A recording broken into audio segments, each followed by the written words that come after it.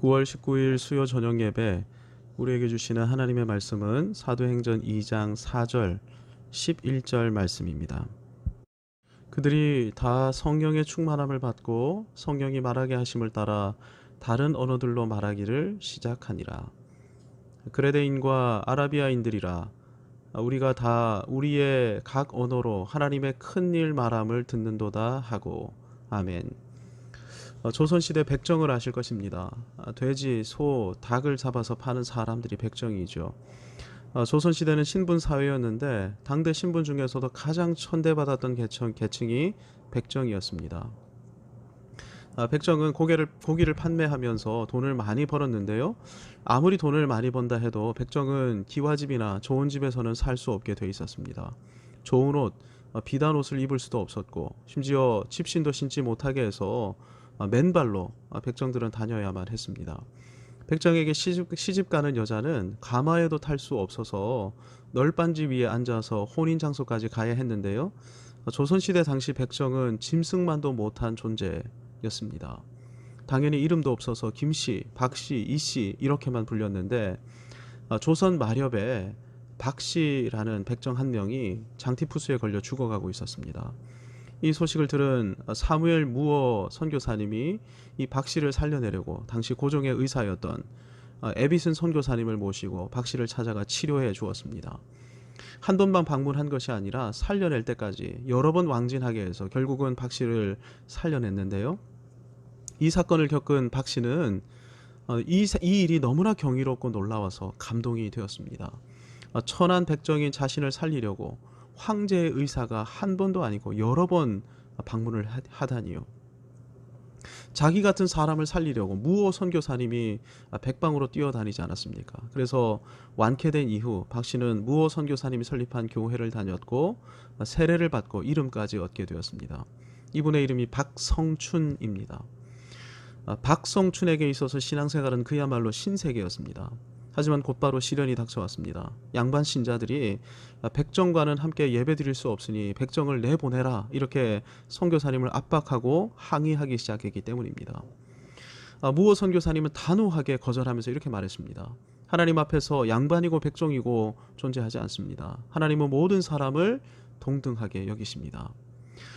양반들이 항의해도 소용이 없자 양반들은 무어 선교사님이 설립한 교회를 떠나 양반들만의 교회를 설립했습니다.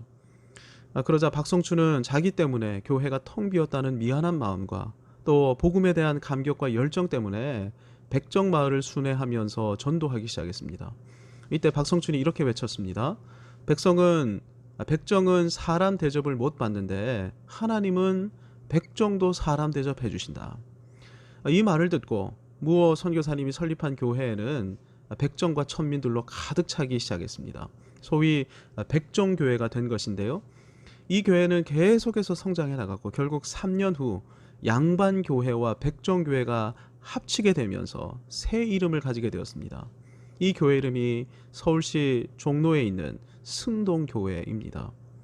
결코 함께 할 수 없었던 사람들이 복음 안에서 한 공동체를 이루는 것, 당시 사회에서는 기적 같은 일이었는데 복음 안에서는 늘 이와 같은 기적적인 일들이 벌어지기 시작합니다. 함께 할 수 없는 사람들이 하나 되는 곳이 교회이기 때문입니다. 죄로 인해 사람들은 하나님과 단절되면서 사람들과도 단절되기 시작했습니다. 죄는 다른 말로 내 나라를 세우려는 마음입니다. 내 나라를 세우려는데 최고의 걸림돌이 무엇입니까? 하나님과 하나님의 나라이죠. 그 다음 걸림돌이 있는데 똑같이 내 나라를 세우려고 하는 다른 사람들이 또 다른 걸림돌입니다. 그래서 하나님을 멀리하는 사람들은 사람들과도 어울리는 게 쉽지 않습니다. 사회생활, 직장생활 하면서 사람들과 어울리는 일이 쉽습니까? 쉽지 않습니다. 왜냐하면 끊임없이 이해 충돌이 벌어지기 때문입니다. 그래서 한동안은 잘 지내다가도 다투고 싸우고 원수가 되고 죄인들은 이렇게 지낼 수밖에 없는 것이죠. 정말로 사랑해서 사는 동안 함께하고 싶어서 결혼한 부부라 할지라도 함께 살아가는 일이 쉽지 않습니다. 여러 명도 아니고 달랑 두 사람이 같이 사는데 남자도 내 나라를 추구하고 여자도 내 나라를 추구합니다. 그러니까 서로 다른 나라를 추구하며 살아가기 때문에 나라 간의 충돌이 끊임없이 벌어지는 것이죠. 처음에는 사랑해서 이해하는 것 같다가도 시간이 지나면 서로의 생각과 행동이 용납이 되지 않습니다. 갈등하고 싸우고 다투고 이걸 반복하는 것이죠. 이해 충돌 때문입니다. 바벨탑 사건을 잘 아실 것입니다. 인간의 명성을 드러내기 위해 바벨탑을 짓기 시작했는데 불통의 저주가 이 가운데 임하기 시작했죠. 사용하는 언어가 달라지게 된 것입니다. 하나님을 대항해서 내 나라를 세우려는 사람들 모두가 이런 불통의 저주를 선택하면서 살아갑니다. 내가 시키는 대로 해. 아니야. 네 생각 따르기 싫어. 나는 내가 원하는 대로 살아갈 거야. 그냥 놔둬. 이런 식으로 탑을 쌓아 올린다고 생각해 보십시오. 어떤 구조물들을 건축해 간다고 생각해 보십시오. 망치를 달라고 하는데 자를 줍니다. 시멘트를 달라고 하는데 거기에 물을 들이붓습니다. 공사고 뭐고 엉망진창이 돼버리고 말 것입니다. 이렇게 되면 어떤 일도 할 수 없게 되는 것이죠. 그런데 이런 과정이 수차례 반복된다고 생각해 보십시오. 어떻게 되겠습니까? 화나고 열받고 그래서 소리 지르고 그러면 상대방도 덩달아 화가 나서 소리 지르고 그러면 서로 뒤엉키워서 싸우고 때리고 안 그래도 엉망진창인데 모두가 다 망가져 버리고 말 것입니다. 이 맨날 싸우고 다투는 와중에 사람들이 흩어지기 시작했습니다. 그런데 얼마나 멀리 흩어졌는지 여러분 지금 보십시오. 첩첩산골에도 사람이 살지 않습니까? 사람이 살 수 없을 것 같아 보이는 사막에도 사람이 살고 있습니다. 바다 한가운데 있는 외딴 섬에도 사람들이 살아가고 있습니다. 심지어는 얼음밖에 없는 극지방인데도 사람이 살고 있을 정도입니다. 그만큼 함께 살아가는 것이 힘드니까 멀리까지 사람들이 흩어져 버린 것이죠. 함께하고 같이 하는 게 어렵고 힘드니까 모이면 싸우고 다투고 때리고 공격하니까 흩어지고 또 흩어지고 또 흩어지고 세계 곳곳으로 흩어져 버린 것입니다. 사람들이 왜 이렇게 합니까? 하나님과의 관계가 깨진 것이 궁극적인 원인입니다. 이 깨진 하나님과의 관계를 회복시키시려 이 땅에 오신 분이 예수님이시죠. 그래서 예수님을 믿어야만 하는 것입니다. 예수님을 믿고 하나님과의 관계를 회복해야 하는 것이죠. 이렇게 하나님과의 관계를 회복한 사람들만이 또 다른 사람들과 함께 어울려 지낼 수 있게 되는 것입니다. 오늘 우리가 읽은 본문을 보면 주님께서는 관계를 회복하시기 위해 두 가지 방식을 사용하십니다. 첫 번째 방식이 바로 말입니다. 성령님이 임하실 때 사람들은 말하기 시작했습니다. 어떤 말을 했습니까? 방언을 말하기 시작했죠. 그런데 여러분 이 방언은 쉽게 말하면 외국말입니다. 외국 언어입니다. 지금으로 치면 기도하다가 성령이 충만하게 임했는데 갑자기 어떤 사람은 중국어로 말하고 어떤 사람은 영어로 말하고 어떤 사람은 독일어 또 불어로 말하기 시작하는 것입니다. 한 번도 외국어를 배워본 적이 없는 갈릴리 촌동네 어부들이 유창하게 외국말로 말하기 시작했던 것입니다. 바벨탑 이후에 말이 통하지 않는 불통의 저주가 임했는데 이제 말이 통하게 된 것입니다. 성령님의 은사로 말미암아서 말이죠. 성령님은 대화를 나눌 수 없었던 관계, 그래서 깨어졌던 관계를 이 소통을 회복하게 하시는 것을 통해서 이 방언의 은사로 불통의 대상과 소통할 수 있게 하시는 방식을 통해서 관계를 회복시키시는 분이신 것입니다. 불통의 저주를 끝내시고 소통의 역사를 일으키시는 분이 성령 하나님이신 것이죠. 왜 이렇게 하신다고요? 그래야만 관계가 회복되기 때문입니다. 예수님 믿는 사람은 어떤 사람입니까? 깨진 관계, 끊어진 관계를 회복시키는 존재인 것입니다. 여러분은 관계를 깨거나 혹은 싸우거나 다투십니까? 아니면 깨진 관계를 회복시켜 친구가 되게 만들고 우정을 쌓게 만드는 분이십니까? 성령 하나님은 예수님 믿는 사람을 불통의 사람이 아니라 소통의 사람으로 회복시키시는 분이십니다. 성령의 은사인 방언은 상대방이 이해할 수 있도록 말하는 은사입니다. 상대방을 이해시키려면 어떻게 말해야 됩니까? 친절하게 말해야 되죠. 성령님이 우리를 친절하게 만드시는 것입니다. 인내하면서 말해야 됩니다. 성령님이 우리를 인내하게 하시는 분이신 것입니다. 사랑하면서 말해야 합니다. 성령님은 우리를 사랑하게 만드시는 분이신 것입니다. 여러분, 상대방이 이해하려면 짧게 말해서는 안 됩니다. 길게 말해야 됩니다. 충분히 설명하면서 상대방이 알아들을 때까지 끊임없이 소통하면서 말해야 합니다. 그럴 때 상대방이 비로소 내 말을 이해할 수 있게 되는 것이죠. 말이 통해야 합니다. 말이 통하고 소통이 돼야 관계도 회복되고 그럴 때 친구도 되고 우정도 쌓을 수 있게 되는 것입니다. 예수님 잘 믿는 사람이 어떤 사람이라고요? 소통을 잘하는 사람입니다. 상대방이 잘 이해하도록 인내하면서 사랑하면서 배려하면서 말하는 사람, 이런 사람이 예수님 잘 믿는 사람, 성령으로 충만한 사람입니다. 지금 우리는 특별히 가족과 함께 모여서 소통하는 명절의 시간을 보내고 있습니다. 소통을 잘하는 사람, 이를 위해 성령으로 충만한 사람이 되게 해달라고 기도하는 저와 여러분 모두가 되시기를 축복합니다. 그래서 함께 할 수 없었던 사람들과 함께하고, 그 함께 할 수 없었던 사람들과 나아가 하나가 되는 관계로 나아가는 놀라운 기적이 우리의 삶 가운데 충만하게 되기를 주님의 이름으로 축복합니다. 관계 회복의 두 번째 방식이 하나님의 큰 일이신 예수님이십니다. 대화가 되고 소통만 된다고 하나 되는 기적이 자연스럽게 일어나는 것은 아닙니다. 아무리 대화가 되고 소통이 된다 할지라도 내 나라를 세워가려는 본성이 바뀌지 않으면 진짜 친구가 될 수는 없는 것이죠. 어떨 때 하나가 될 수 있습니까? 동일하게 한 나라를 위해 살아갈 때입니다. 나도 하나님 나라를 위해 살고 너도 하나님 나라를 위해 살게 될 때, 이런 사람들끼리 하나가 될 수 있고 한 몸이 될 수 있고 가족이 될 수 있는 것입니다. 영원한 동지, 영원한 친구가 될 수 있는 것이죠. 유대인들이 오순절을 지키려고 세계 곳곳에서 예루살렘으로 모여들었습니다. 그런데 어딘가에서 큰 소리로 하나님의 큰 일을 말하는 소리가 들리기 시작했습니다. 세계 곳곳에서 살면서 들었던 자기가 살던 곳 말로 말하는 이상한 소리가 들리기 시작했던 것입니다. 그래서 수많은 사람들이 운집하고 모여들었는데 그곳에서 베드로가 설교하기 시작했고, 이 설교를 듣고 남자만 3,000명이 회개하고 하나님의 큰 일이신 예수님을 주님으로 구원자로 믿게 됐습니다. 그런데 중요한 사실은 그 이후에 벌어진 일입니다. 예수 그리스도를 구주로 믿고 구원자로 믿게 된, 하나님의 큰 일을 알게 된 그 즉시 사람들은 자기가 가지고 있던 돈이며 물건이며 옷을 나눠 쓰면서 함께 지내기 시작했습니다. 모였던 사람들과 함께 말입니다. 3,000명이 완전한 가족이 된 것입니다. 모든 걸 나눠 가지면서 서로를 위로하고 격려하고 사랑하고 축복했는데 서로가 더 예수님 닮은 사람이 되도록 서로를 섬기는 그런 관계가 되기 시작했던 것입니다. 여러분, 이런 놀라운 사랑의 관계가 하나님 나라의 아름답고 찬란한 모습입니다. 하나님의 큰일이신 예수님을 믿어서 하나님의 백성이 될 때, 그 나라를 위해 함께 살아가게 될 때 이런 놀라운 하나됨의 역사가 일어나게 되는 것입니다. 이를 위해 성령의 충만이 필요합니다. 그래야만 참된 소통이 가능하게 되기 때문입니다. 방언의 은사가 필요합니다.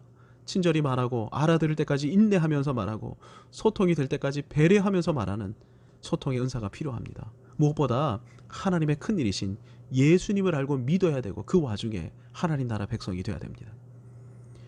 또 다른 사람들에게 예수님을 말하며 살아야 합니다. 예수님을 믿을 때 하나님과의 관계가 회복되어 하나님의 백성이 되고, 또 다른 사람이 하나님의 백성이 될 때 그들과 함께 이 나라를 위해 살아갈 수 있게 되는 것입니다. 그러면서 참되게 하나가 되는 것이죠. 우리를 예수님 믿게 하신 이유는 하나님과의 깨진 관계, 사람들과의 깨진 관계를 복원시키게 하려 하시는 하나님의 놀라운 은혜입니다. 이 사실을 굳게 믿고 소통할 뿐만 아니라 무엇보다 서로에게 하나님의 큰 일이신 예수님을 말하는 안천의 권속들이 되시기를 주님의 이름으로 축복합니다. 아멘.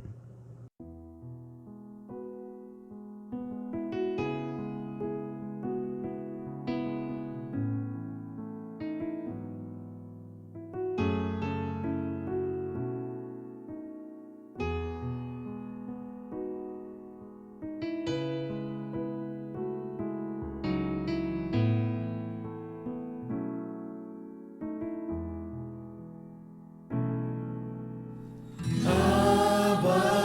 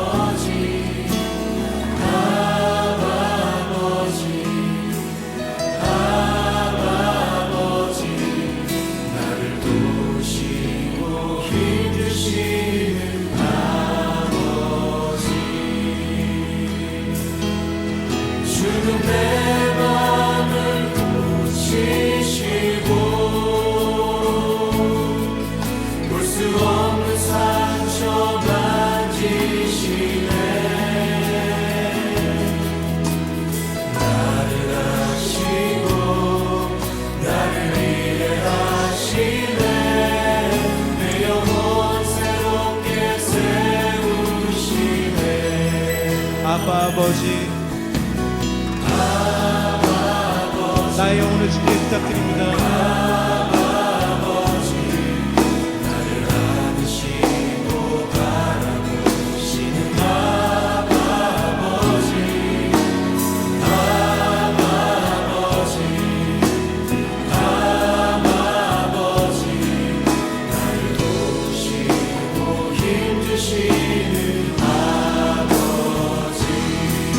주는 내 맘을 고치시고, 주는 내 맘을 고치시고, 아멘. 볼 수 없는 상처 만지시네. 나를 아시고 나를 위해 하시네. 내 영혼 새롭게 세우시네. 주는 내 맘을 고치시고, 주는 내 맘을 고치시고,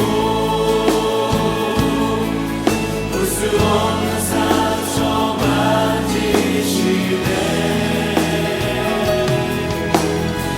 나를 아시고 나를 위해 하시네. 내 영혼 새롭게 세우시네. 다시 한번 이 노래를 부를 때는 옆에 있는 분과 함께 불렀으면 합니다.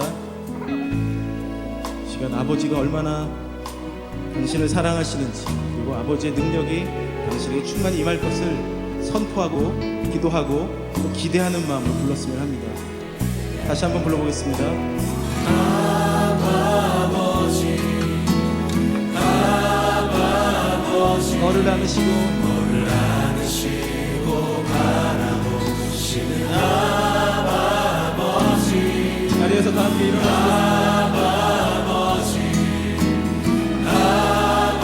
아버지, 너를 도우시고 힘주시는 아버지, 주는 내 맘을 고치시고, 주는 내 맘을 고치시고, 아멘. 볼 수 없는 상처 만지시네. 너를 아시고 너를 위해 하시네. 내 영혼 새롭게 세우시네. 믿음으로 주는 내 맘을 고치시고, 주는 내 맘을 고치시고,